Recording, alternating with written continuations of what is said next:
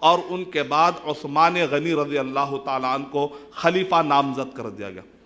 اب جیسے عثمان رضی اللہ تعالیٰ عنہ کو خلیفہ نامزد کر دیا گیا تو جو فتنہ کرنے والے عمر رضی اللہ تعالیٰ عنہ کے زمانے میں پر نہیں مار سک رہے تھے، عثمان رضی اللہ تعالیٰ عنہ کے زمانے میں ان کو ذرا سا پھیلنے کا موقع ملا، کیونکہ عثمان رضی اللہ تعالیٰ عنہ کی اسٹریٹجی کیا تھی؟ اگر کوئی فتنہ کرنے والا آ کے ان کو مار بھی رہا ہے تو ان کی اسٹریٹجی یہ تھی، مجھے مار لو لیکن امت میں تفرقہ مت ڈالو، مجھے ختم کر دو لیکن مسلمانوں میں تفرقہ ہونے نہ پائے۔ یعنی مطلب یہ ہے کہ وہ اس سے سامنے والوں کو تھوڑا سا موقع مل رہا ہے کہ ذرا سا اور بھی فتنہ کر لے، تھوڑا اور بھی فتنہ کر لے۔ عثمان رضی اللہ تعالیٰ بھی کوئی معمولی شخصیت نہیں، کوئی بزدل شخصیت نہیں ہے، یہ امت کے شفقت اور امت کے رحمت اور امت پر ہمدردی کے خاطر انہوں نے کچھ فیصلے لیے، لیکن آپ جانتے ہیں ان کے دور میں بھی کافی اسلام پھیلا، ازبکستان تک، پوری فارس کی کمر توڑ دی گئی۔ عثمان رضی اللہ تعالیٰ کے زمانے میں ویسٹرن سہارا تک اسلام پھیلا، کوئی معمولی شخصیت نہیں ہے، لیکن اس کے باوجود بھی عمر رضی اللہ تعالیٰ عنہ کا جو جلال ہے، عمر رضی اللہ تعالیٰ عنہ سے تو شیطان بھی بھاگ جاتا ہے اور دوسری اپنا راستہ بدل لیتا ہے۔ وہ والی کیفیت میں اللہ سبحانہ و تعالیٰ نے ہر پھل کا مزہ الگ رکھا ہے، ہر شخصیت کی اپنی خصوصیتیں ہوتی ہیں، لیکن عثمان رضی اللہ تعالیٰ عنہ کے زمانے میں اور بھی وجوہات یہ کہ جب زیادہ رغبہ پھیل بھی جاتا ہے تو تھوڑا کنٹرول کم بھی ہو سکتا ہے۔ اس میں تھوڑا سا موقع پا کر عبداللہ بن سبا جو یہودی تھا، وہ مسلمان ہوتا ہے بظاہر، یمن سے آتا ہے، کلمہ پڑھتا ہے۔ معاویہ رضی اللہ تعالیٰ عنہ نے کہا اے عثمان ذرا یہ عبداللہ بن سبا کی چالوں پر نظر رکھو، بڑا خطرناک آدمی دکھ رہا ہے، صحابہ کے بارے میں ایسی ایسی باتیں بتلا رہا ہے، مجھے یقین نہیں ہوتا کہ صحابہ اکرام ایسا کریں گے۔ معاویہ رضی اللہ تعالیٰ اس نے کہا کہ دمشق جا کر اس نے دیکھا یہاں پر بھی میری دال گلنے والی نہیں۔ وہ کوشش کیا کوفہ کی طرف، دیکھا کہ یہاں پر بہت دال گل سکتی ہے، یہاں تو ایک سے ایک ہے، ایک ڈھونو تو حرار ملتا ہے، الکوفی لا یوفی مشہور ہے، کوفہ مطلب بھروسہ مت کرو، الکوفی لا یوفی، لا یوفی مانے وفاداری نہیں کرے گا۔ کوفہ کے بارے میں مشہور ہے کہ یہاں پر دغا بازی ہے، کہا کہ یہاں پر ہے، وہ آئیڈینٹیفائی کیا کوسا ایریا میں، مصر کی طرف جاتا ہے، یمن کی طرف جاتا ہے، دمشق کی طرف جاتا ہے، مکے کی طرف جاتا ہے، مدینے کی طرف جاتا ہے، دیکھتا ہے ہر جگہ کا معاملے کی وہ تہ تک جاتا ہے، کہاں پر بھولے لوگ ہیں، کہاں پر سیاسی لوگ ہیں۔ دمشق کی طرف دیکھا کہ یہاں تو بڑا تیز آدمی ہے معاویہ رضی اللہ تعالیٰ، تو اب ظاہر بات ہے جس سے آدمی بچکتا ہے نا اس کے خلاف بھی کافی کانسپریسی کرتا ہے، معاویہ رضی اللہ تعالیٰ کے خلاف۔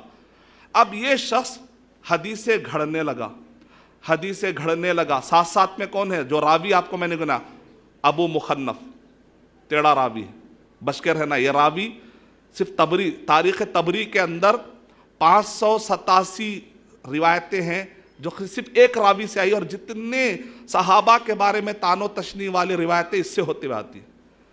محمد بن صائب الکلبی ڈینجر راوی ہے، جابر بن یزید الجعفی ڈینجر راوی ہے، سائف بن عمر، یہ چاروں بڑے خطرناک راوی ہیں۔ جتنے تاریخ میں فتنے ہوئے اور شیعہ اور سنی کے جو دو بڑے گروہ بنانے کی کوشش ہوئی ہے، یہ سب ان روایتوں کی وجہ سے جو چار لوگوں نے مل کر کھیلا۔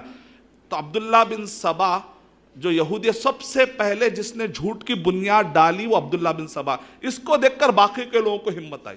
یہ جتنے جو راویوں کا میں نام ذکر کر رہا ہوں یہ سب لوگوں کو ہمت آتی ہے، عبداللہ بن سبا سب سے پہلے آ کر وہ علی رضی اللہ تعالیٰ کی شان میں، علی رضی اللہ تعالیٰ عنہ کی شان میں وہ آ کر بڑے بڑے ایسے عقیدے پھیلانے لگا کہ اس نے کہا کہ عیسیٰ علیہ السلام واپس آنے کا تمہارا عقیدہ ہے، محمد صلی اللہ علیہ وسلم تو ان سے بھی افضل ہے نا، تو وہ بھی آئیں گے۔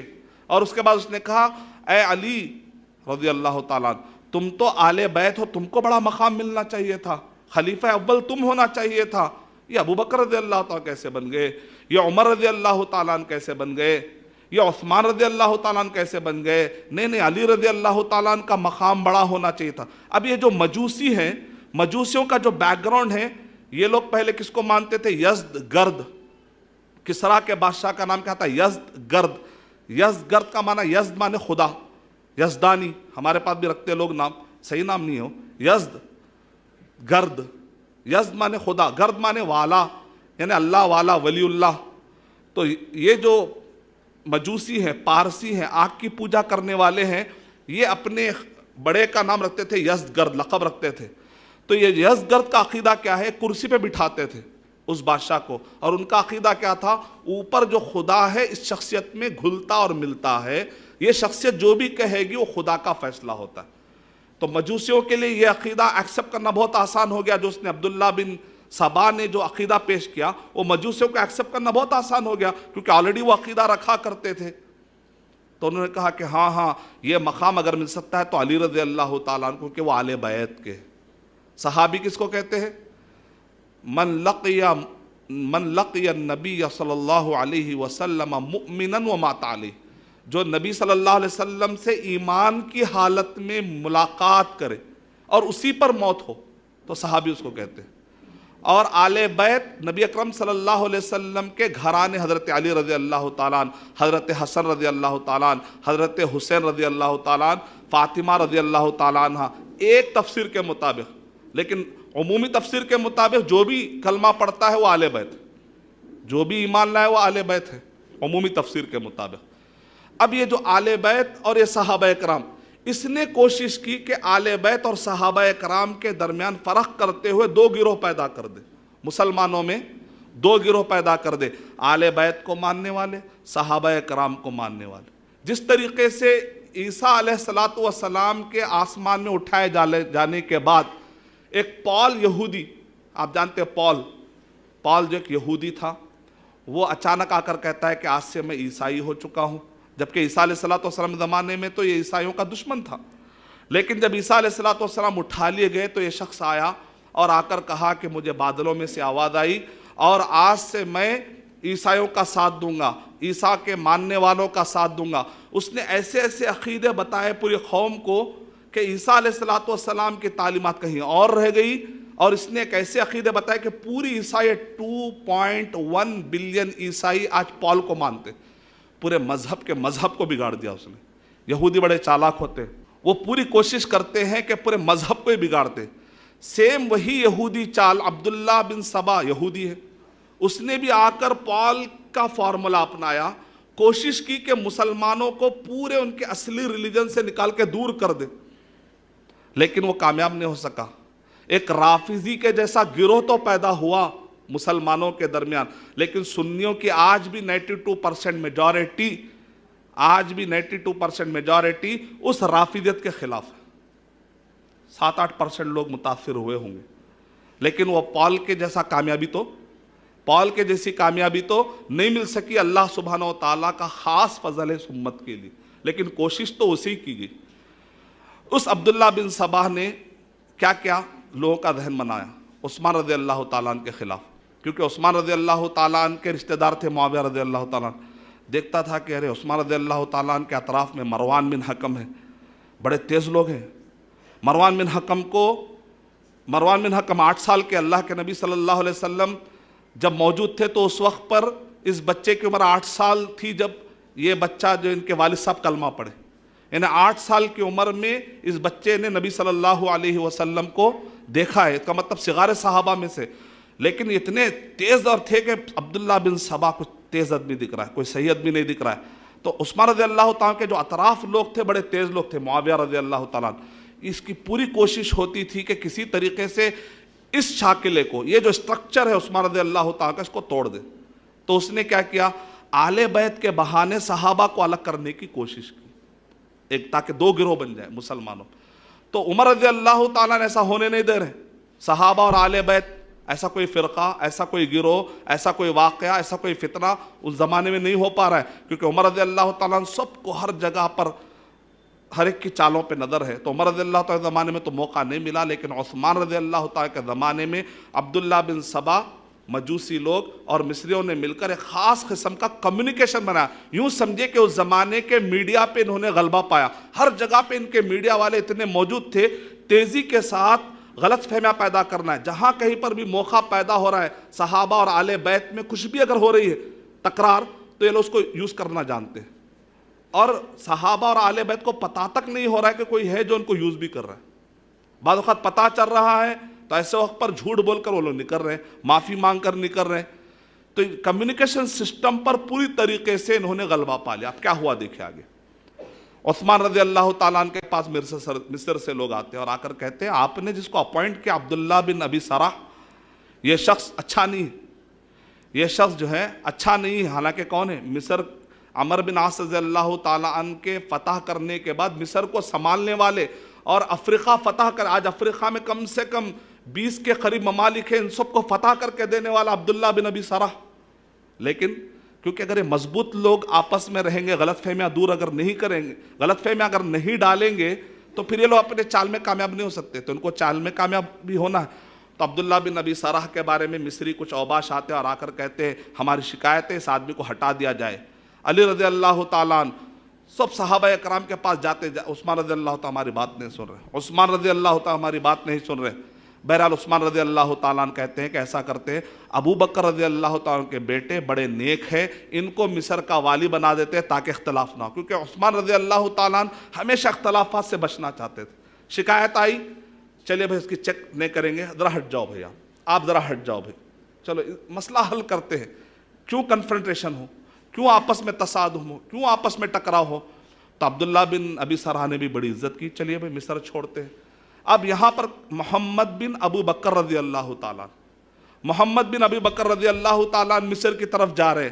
عثمان رضی اللہ تعالیٰ عنہ کا پیپر لے کر کہ اب سے مجھے مصر کا والی بنا دیا گیا ہے، مجھے اپوائنٹ کر دیا گیا ہے، اور خلیفہ نے کہہ دیا بس. اس زمانے میں لوگ اطاعت کرتے تھے. محمد بن ابی بکر رضی اللہ تعالیٰ عنہ جا رہے ہیں، راستے میں ایک غلام جا رہا ہے تیزی کے ساتھ، ایک تیزی کے ساتھ غلام جا رہا ہے. محمد بن ابی بکر ان کے ساتھی کہتے ہیں کہ بھئی یہ کون جا رہا ہے ہم سے پہلے پکڑا گیا. کون ہے؟ کہا کہ بھئی میں یہ ہوں. ارے یہ تو عثمان رضی اللہ تعالیٰ کا غلام ہے، یہ کہاں جا رہا ہے ہم سے پہلے؟ اور یہ عثمان رضی اللہ تعالیٰ ان کی سواری ہے. کہا تمہارے پاس کہاں ہے، تم کہاں جا رہے ہو، شک ہو رہا ہے تم پر؟ نہیں میرے پاس ایک پیپر ہے، وہ پیپر میں مصر والوں کو دینے جا رہا ہوں. بھئی مصر کے تو حاکم محمد بن ابو بکر رضی اللہ تعالیٰ کے بیٹے محمد رضی اللہ تعالیٰ نے، یہ حاکم ہے، کون سے حاکم کی تم بات کر رہے ہو؟ پیپر نکالا گیا تو اس کے اندر لکھا ہوا ہے، اس کے اندر سیل عثمان رضی اللہ تعالیٰ کی. وہ پیپر جو خلافت کے دربار سے نکلتا ہے پیپر وہی ہے، اور اس میں لکھا ہوا ہے عثمان رضی اللہ تعالیٰ عنہ سے یہ خط نکل رہا ہے امیر اور والی مصر عبداللہ بن ابی سرح کے لیے. یہ کہتے ہیں کہ ہم کو والی بنایا گیا، پھر عثمان رضی اللہ تعالیٰ یہ دھوکے والی بات کیا کر رہے ہیں؟ تو دھوکہ ہوا، یہ تو بے وفائی ہوئی. پہلے تو مجھے اپوائنٹ کیا گیا، اور اس کے اندر لکھا ہوا ہے محمد بن ابی بکر کے لوگ آ رہے ہیں، ان کو چن چن کے مار دینا. اچھا اب یہاں پر غور کریے آپ، ایک آدمی اگر عثمان رضی اللہ تعالیٰ نے فرض سیک آف آرگومنٹ، سند میں تو ہم بعد میں جائیں گے، سندیں آپ تحقیق کر کے دیکھ لیجئے، یہی من گھڑت کتابیں، یہی من گھڑت راویوں سے ملیں گی جو میں نے آپ کو شروع میں بتا دیا. اس کا متن بھی دیکھیے، اللہ نے ہم کو کامن سینس بھی دیا. عثمان رضی اللہ تعالیٰ عنہ بھیج رہے، اور جو غلام ہے وہ ان کے نظروں میں سے آ کے جائے گا. کیا اس زمانے میں دوسرے پہاڑوں پہ سے جانے کا راستہ نہیں تھا؟ کیوں ان کی نظروں میں آئے؟ تاکہ یہ پکڑے، تاکہ شک اچھا ہو جائے، تاکہ شک مضبوط ہو جائے. اور پیپر، اور جب یہ چیک کیا واپس محمد بن ابی بکر رضی اللہ تعالیٰ نے آ کر آگ بگولا ہوتے، بھئی مجھے قتل کرنے کے لیے اتنی بڑی سازش، اے عثمان رضی اللہ تعالیٰ کیا ہو گیا ہے آپ کو؟ عثمان رضی اللہ تعالیٰ کہتے ہیں اللہ کی قسم میں نے ایسا کوئی نہ پیپر لکھا ہے، نہ ایسا کوئی میں نے حکم جاری کیا. اب بعض لوگ کیا کہتے ہیں نہیں مروان نے کیا ہوگا، کیونکہ مروان رضی اللہ تعالیٰ عنہ عثمان غنی رضی اللہ تعالیٰ عنہ کے خانواد، ان کے خاندان سے ہیں، اور لوگ ان کے بارے میں پہلے سے ہی بہت سارے ڈاؤٹس میں مبتلا تھے، تو کہتے ہیں کہ شاید یہ تھے. لیکن حقیقت مورخین نے یہاں تک کہا کہ مروان بن حکم بھی نہیں ہو سکتے رضی اللہ تعالیٰ، کوئی چانس ہی نہیں ہونے کا. یہ عبداللہ بن سبا یہودی کا جو ٹولہ تھا، اصل میں یہ کمیونیکیشن کے اوپر جو کمیونیکیشن سسٹم تھا، اس کے اوپر ان کا چونکہ غلبہ تھا. یہ سارے اس بارے میں بڑے ماہر تھے کہ پیپر اور باقاعدہ سیل استعمال کر کے انہوں نے مکمل ایک سسٹم بنایا. لیکن محمد بن ابی بکر غصے میں تھے، اور آئے اور آ کر انہوں نے عثمان غنی رضی اللہ تعالیٰ کی داڑھی پکڑ لی. عثمان رضی اللہ تعالیٰ کہتے ہیں اے محمد بن ابی بکر کم سے کم اس داڑھی کی قدر کیا کر، تیرا باپ ابو بکر رضی اللہ تعالیٰ عنہ اس کی بڑی قدر کیا کرتا تھا، اس کی بڑی قدر کیا کرتے تھے وہ، اور ابو بکر رضی اللہ تعالیٰ عنہ ہمیں عزت دیا کرتے تھے، کم سے کم ان کا تو خیال کرو. جیسے ان کا نام لیا گیا تو محمد بن ابی بکر رضی اللہ تعالیٰ عنہ، یہی بڑے نیک انسان تھے، سجدے کیا کرتے تھے، بڑے اللہ والے انسان تھے. جیسے ہی باپ کا نام آیا تو ان کو ریئلائز ہوا کہ شاید میں کچھ غلطی کر رہا ہوں، مجھے تحقیق کر لینی چاہیے تھی، چھوڑ دیتے. لیکن جو اطراف کے لوگ تھے شرارتی، وہ نہیں چاہتے تھے کہ یہ مسئلہ، یہ موقع ہاتھ سے گوا دے، کیونکہ اب قتل کریں گے تو اچھے طریقے سے غلط فہمی پیدا ہو سکتی ہے، اچھے طریقے سے امت کو توڑا جا سکتا ہے، مسلمانوں کو توڑا جا سکتا ہے، کیونکہ مسلمان ایک پلیٹ فارم پر ہے۔ انہوں نے اس موقع کو ہاتھ سے جانے نہیں دیا، انہوں نے قتل کر دیا۔ حسن بصری رحمت اللہ علیہ، کون ہے جانتے؟ شیعہ بھی ان کی عزت کرتے ہیں، سنی بھی ان کی عزت کرتے ہیں۔ حسن بصری رحمت اللہ علیہ تابعی ہیں، صحابی نہیں تابعی ہیں۔ حسن بصری رحمت اللہ علیہ صوفی، سارے صوفی ان کو چاہتے ہیں، سارے شیعہ، سارے سنی ان کی بڑی عزت کرتے ہیں، ان کی کتابوں میں واقعات بھرے ہوئے ہیں۔ حسن بصری رحمت اللہ علیہ سے پوچھا گیا عثمان رضی اللہ تعالیٰ عنہ کو قتل کرنے والے کوئی صحابی انصار اور مہاجرین میں سے کوئی تھے کیا؟ تو حسن بصری رحمت اللہ علیہ کہہ رہے کہ جس وقت پر عثمان رضی اللہ تعالیٰ کی شہادت کا واقعہ پیش آیا میں اس وقت پر موجود تھا، میں نے دیکھا۔ یہ واقعہ کا تاریخ خلیفہ بن خیاط، بڑی مختصر کتاب ہے، اگر یہ پوری مل جاتی نا پوری پول کھل جاتی، لیکن پوری نہیں ملی، آج کے دور میں ملی، علماء کرام نے اس کو چھاپا ہے۔ باقی کے من گھڑت تاریخی کتابیں تو بہت تاریخی اعتبار سے بہت اچھی کتابوں میں اگر ہے تو تاریخ خلیفہ بن خیاط کی کتاب ہے۔ اس کتاب کے اندر حسن بصری رحمت اللہ علیہ کا قول ہے کہ حسن بصری رحمت اللہ علیہ کہتے ہیں کہ میں اس وقت پر موجود تھا شہادت عثمان رضی اللہ تعالیٰ عنہ کے وقت، میں نے دیکھا کہ انصار اور مہاجرین میں سے ایک بھی نہیں تھا کہ جس نے عثمان رضی اللہ تعالیٰ عنہ کے، جنہوں نے عثمان رضی اللہ تعالیٰ عنہ کے اوپر ہاتھ اٹھایا ہو۔ اس کا مطلب کیا نکلا؟ صحابہ پورے بری ہو گئے۔ وہ شرارتی لوگ تھے جو ان صحابہ کے اطراف میں لگے ہوئے تھے، انہوں نے موقع پا کر عثمان رضی اللہ تعالیٰ کو قتل کر دیا۔